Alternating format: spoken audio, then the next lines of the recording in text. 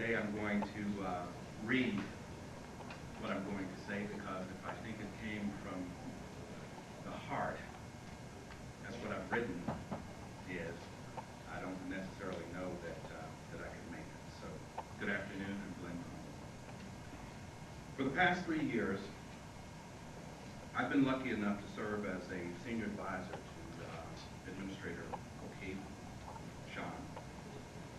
And I feel fortunate to be able to call him a colleague and a friend. The title of this afternoon's event is Farewell. But I don't think that this day, or I don't think of this day as an ending. This is just another beginning for a man who has enjoyed success throughout his distinguished career. And I know that the best is yet to come. As most of you know, the administrator has been here through tragedy, triumph, and transformation. Through it all, he has been an ardent supporter of this agency and in his support of the NASA family. In a previous life, the administrator once served as Navy Secretary. And sailors have this saying, anyone can hold a hand while the sea is calm. Well, it takes a special person to lead when the seas are rough. And Sean has been steadfast in his leadership of NASA throughout one of the most difficult periods of this agency's history. But out of the Columbia tragedy came a renewed commitment to the future success and vitality of this historic agency. An effort led by Sean and supported by the White House at the highest levels of this administration. We all saw the results of that hard work on January 14, 2004, in an historic address on this very stage. President George W. Bush outlined a bold vision for space exploration. In the weeks and months that followed the Columbia tragedy, there was a lot of attention focused on the future direction of NASA.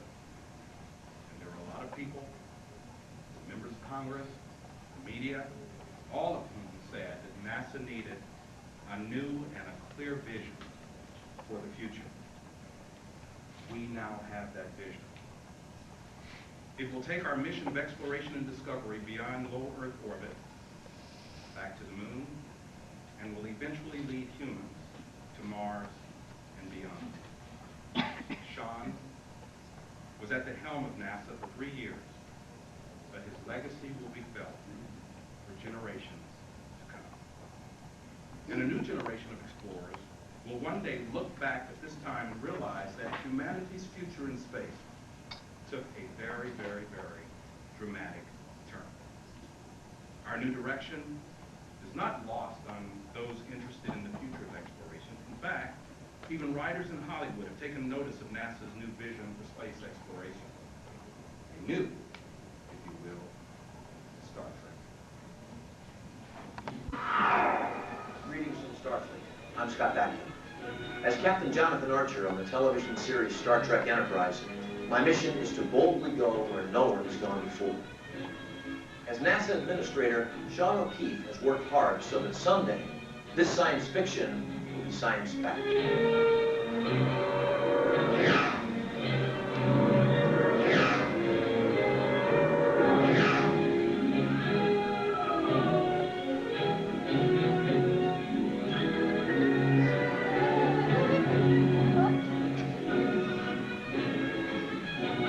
Sean had come in as a space cadet, as a Trekkie.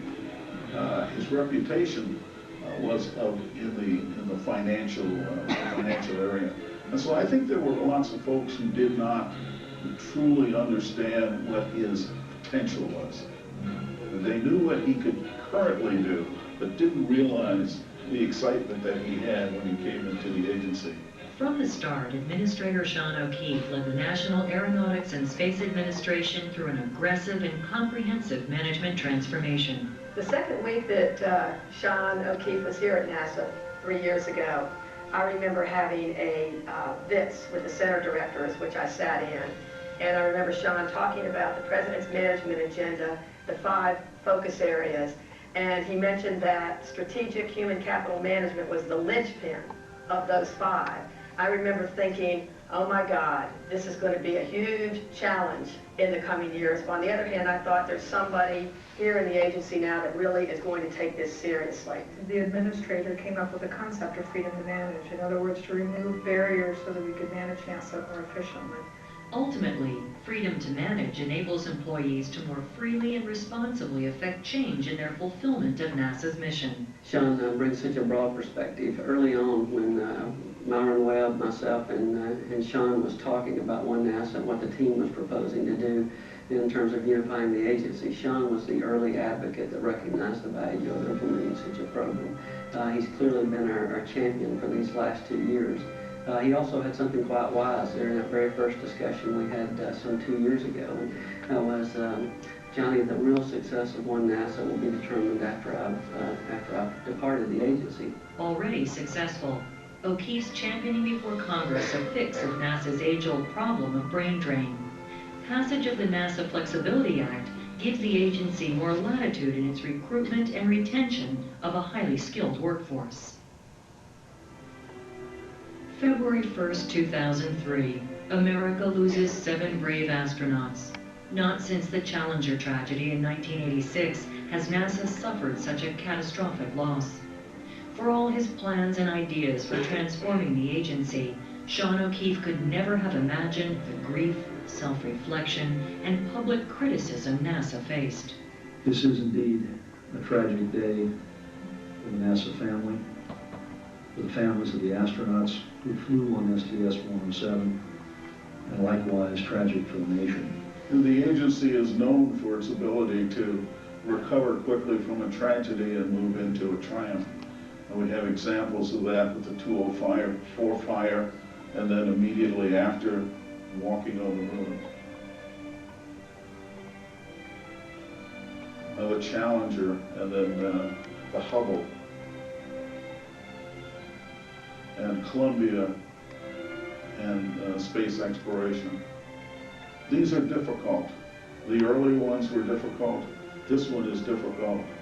Now, Sean has weathered, but he has certainly lost lots of sleep at night, just as all of us have, about how you continue the great tradition and legacy of the agency.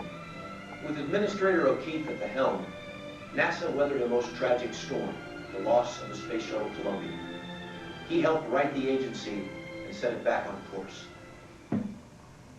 Ladies and gentlemen, the President of the United States. With the nation's attention focused on NASA, Sean O'Keefe realized that America could better define and transform the future of its space program. Ladies and gentlemen, the President of the United States. Thanks, John. Today we set a new course for America's space program. We will give NASA a new focus and vision for future exploration. We will build new ships to carry man forward into the universe, to gain a new foothold on the moon, and to prepare for new journeys to the worlds beyond our own. I am comfortable in delegating these new goals to NASA under the leadership of Sean O'Keefe. President Bush's historic visit to NASA headquarters, January 14, 2004, unveiled the vision for space exploration. Sean O'Keefe was one of its key architects. We wouldn't have the vision, in my opinion, without the input and dedication of Administrator putting his personal credibility on the line. That's the great thing about this agency. The great thing about the agency is the people in the agency. The great thing about the agency that has been transformed by Sean O'Keefe is that now the agency acknowledges and recognizes that there is great strength in the agency. Collectively, we're going to be able to do these unbelievable things. He has fundamentally transformed our agency and the way the nation will approach space in the decades to come. One engine start and liftoff of NASA under Sean O'Keefe demonstrated this strength and resilience with significant mission triumphs, including Cassini's exploration of Saturn and its moons. Launch, launch, launch. The successful hypersonic test flights of the X-43A. Ignition. Ignition. Guidance on, we are supersonic. And of course, the historic landing of the twin Mars exploration rovers Spirit and Opportunity on the Red Planet in January 2004.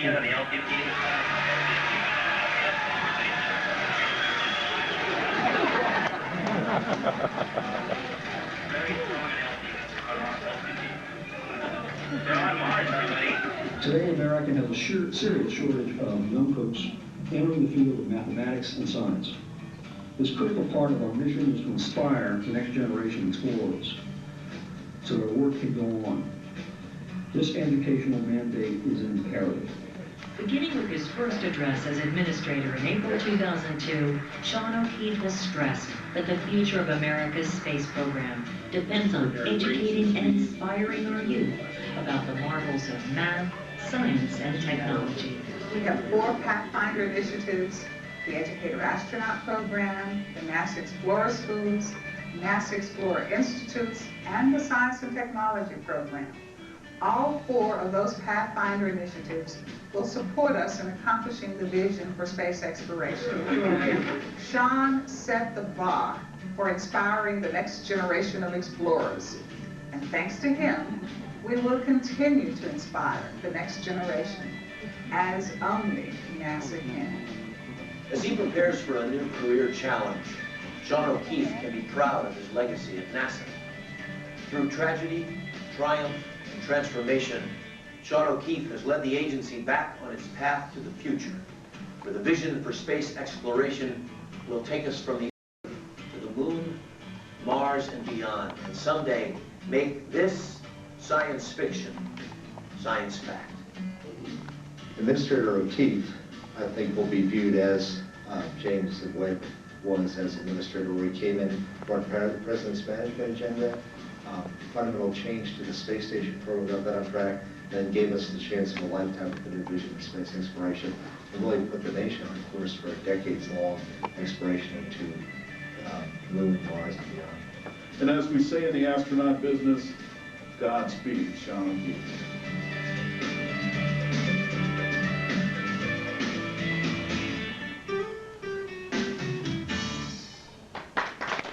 Now, I also know many of you are probably curious about what goes on behind the glass doors in the administrative suite on the 9th floor. Many of us have seen the pictures of the ejector seat and other items in the office. But recently, there have been some additional renovations to his office, and I'm pleased to be able to share those with you here today.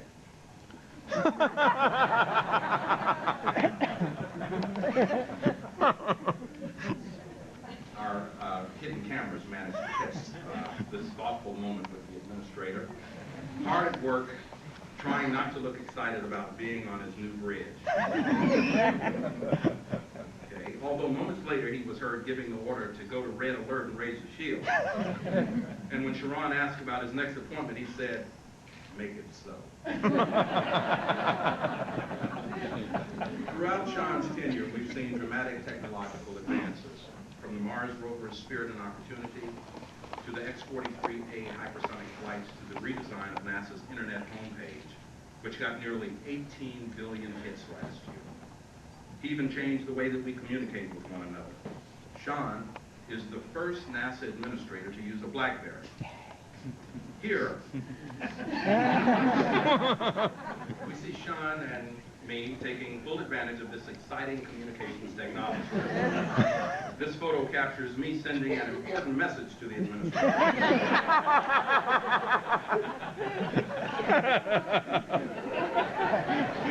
Using complex mobile engineering and satellites orbiting 22,000 miles from inside the airplane. Faraday cage.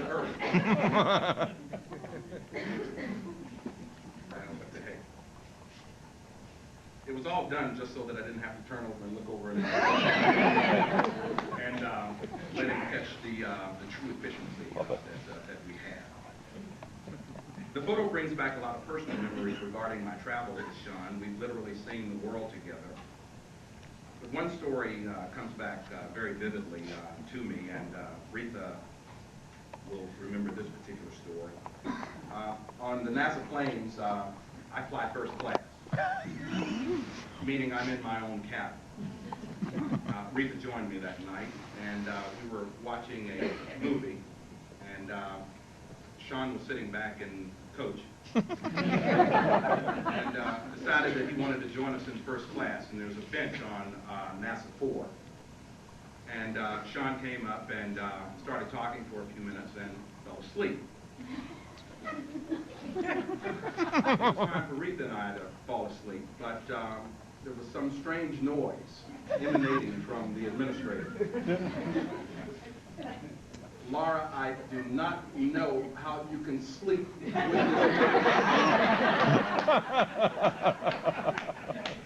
You have heard sawing wood.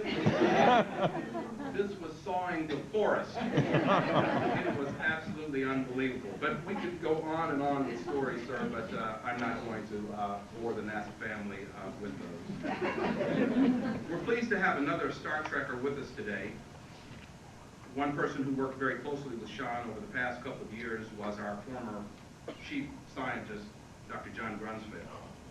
Dr. Grunsfeld, as you may recall, recently received a flight assignment as part of an expedition crew on the International Space Station.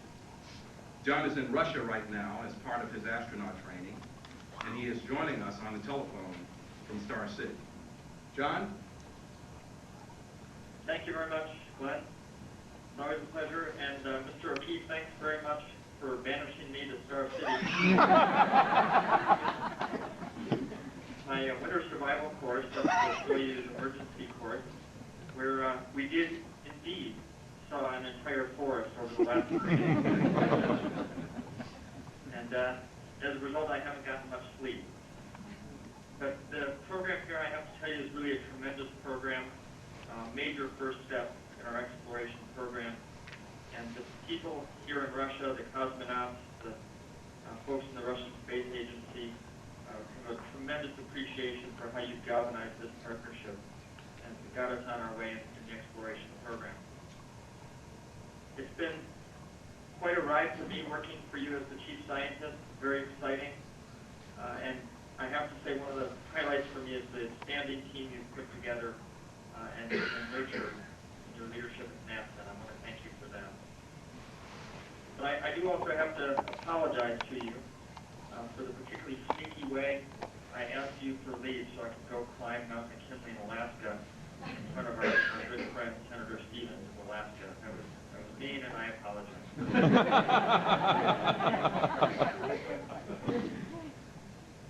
As you know, I'm a workaholic. I admit to that.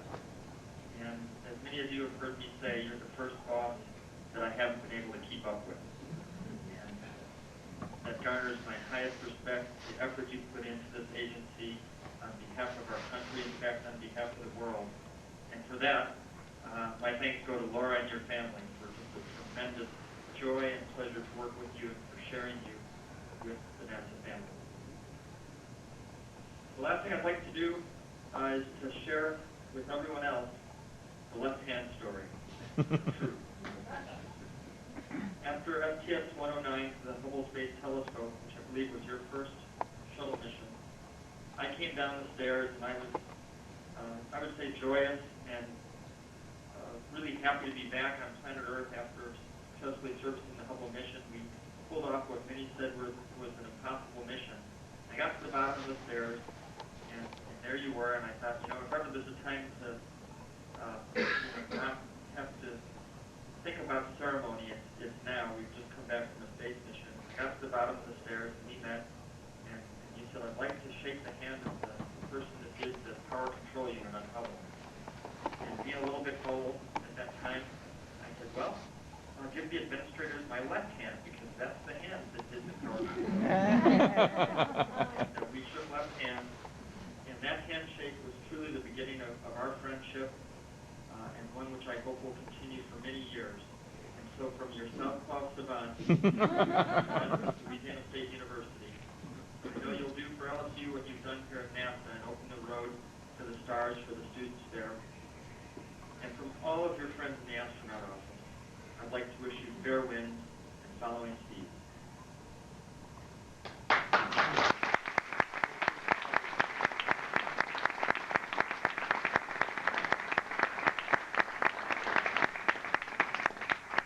Thank you very much, John, for taking the time out of your demanding training routine to join us. In just a few minutes, I want to invite Sean to the stage to share with us some of his thoughts as he prepares to begin this new chapter in his life. But first, we have a couple of presentations, and before we go any further, I would be remiss if I did not do this, and that's to introduce the true strength behind the man, Laura O'Keefe.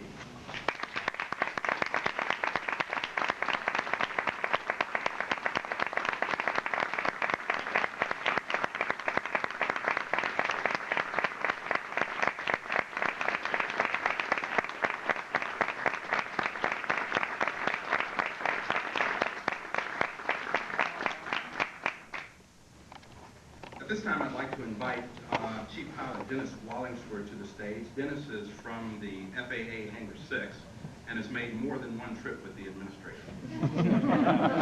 Yeah, understand. There's a long-standing agreement between NASA and the FAA that has to do with executive aircraft in Washington. And basically, the FAA's Hangar 6 manages the NASA 1 aircraft, and NASA then has the ability to use 3 FAA Washington-based aircraft for their transportation needs. And Mr. O'Keefe has supported that program. He's probably been its most prolific passenger. And I've had personal experiences. I've been on many trips with him. He's always been just the perfect passenger. He's a nice guy. He doesn't ask for anything out of the ordinary. It's been a pleasure. The people of Hangar 6 would like to present these pictures of the airplanes that you spend so many hours on, Mr. And we'd like to, again, thank you for your support of the program and wish you the very best in your future endeavors. Thank you very much.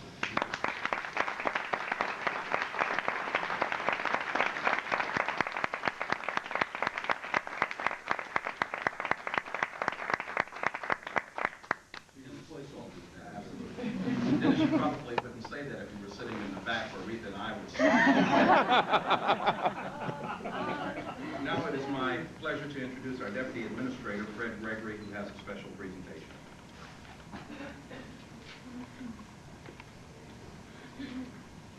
John, the appointed hour has arrived for us as members of NASA, the NASA family, bid you fond farewell. As you, Laura, Lindsay, Jonathan, and Kevin prepare to set sail for Baton Rouge, I would like to present you with an expression of our deep appreciation for your distinguished service to NASA and our country.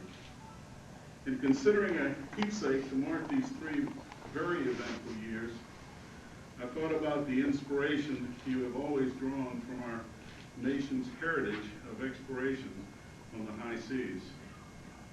Audiences throughout the country have heard you relate the story of David McCullough's biography of John Adams, about our second president's frustration that the fog-bound flagship of young America's fleet, the USS Constellation, lay at anchor in Boston Harbor for weeks at a time.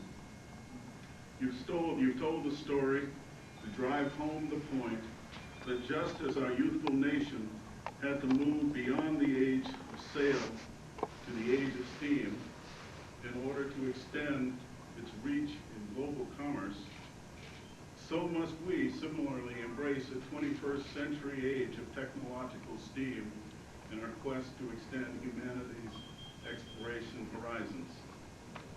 Thanks to your leadership, we will do exactly that. Sean, as we continue to advance NASA's Project Constellation, we will remember your point that all ships named Constellation in our nation's history represent the best progress, valor, and the American spirit.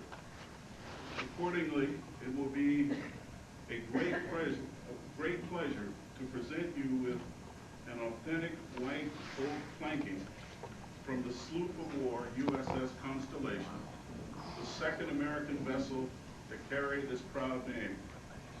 The ship was built at Gosport Navy Yard in Portsmouth, Virginia, 151 years ago, and the planking was removed from her hull during a restoration in Baltimore several years ago.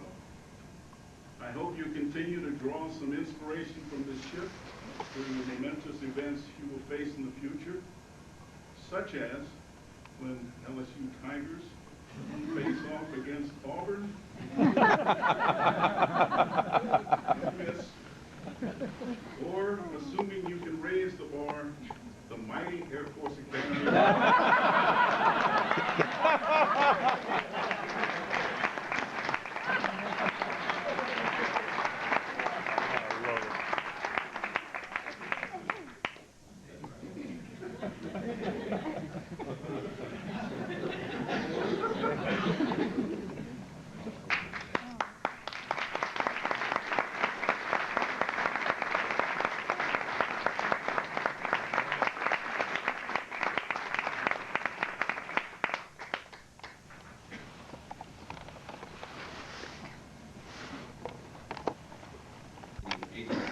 Senior leadership team.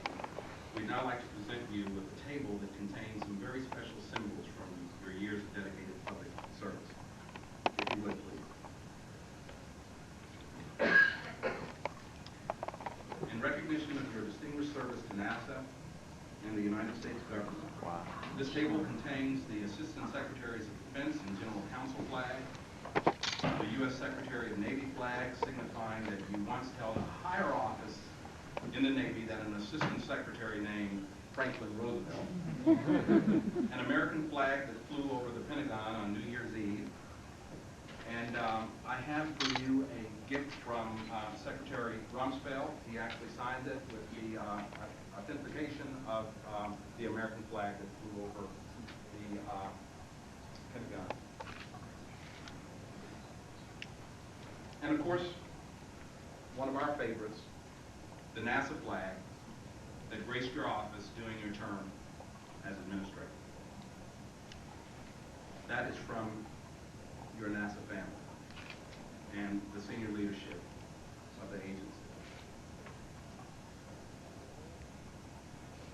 And that just is a symbol of our feelings for you, for the graciousness that you have brought to this agency. This time, it's my pleasure to present, probably for the last time, the Administrator of the National Aeronautics and Space Administration, the Honorable Sean T.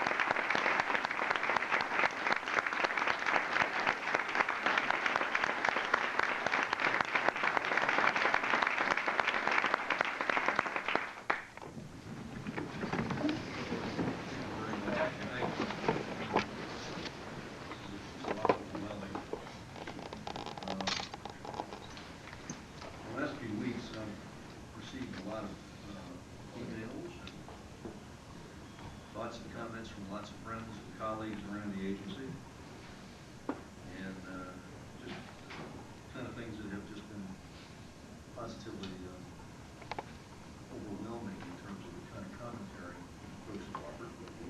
But the one central theme that I have picked one out that seems to be repetitive in most of the email commentary, as well as some of the private commentary I've got, is when you leave in your last comments, please avoid the propensity that you seem to have demonstrated throughout the course of your entire tenure to be an unbelievable windbag.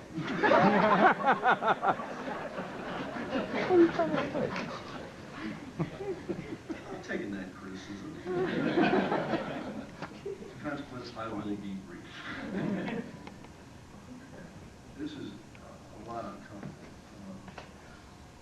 For the primary reason that this isn't about me. Indeed, lot of what we've been engaged in is not about any one of us. It's about collectively what we've been able to do and work through a variety of challenges and really serious issues that mean a lot to American people. We were reminded of that every single day. And they all know this when it's successful and when it's not. As a consequence, we get plenty feedback. It's about all of us. This isn't about me. And of course, the process, while lots of nice comments have been made attributing the progress that has been made, it's been as a consequence of all of us working together to make that happen. The NASA family was working together to make what we've been able to achieve together. And along the way, we surprised a lot of people. And many folks we just didn't believe we would be able to accomplish some of the things we have. And by just quietly getting about the business of making it happen, and demonstrating for everybody to see, we've been able to achieve a great deal. Because we all pulled together to make that happen. I've been lucky to have had a part in this, however small it is. And it's been decidedly humbling to be part of an institution like this with an extraordinary reputation and amazing legacy that this great agency and its great professionals certainly represent. And again, as a comment I've offered on several occasions where I don't need to look very far in order to get an infusion of humbling. It's just the nature of everything we do every day. The kinds of things we're involved in, it's just much greater than by any one of us. And it can only be achieved by all of us collectively putting our time to it. And again, I don't need to look very far in order to have it reminded to me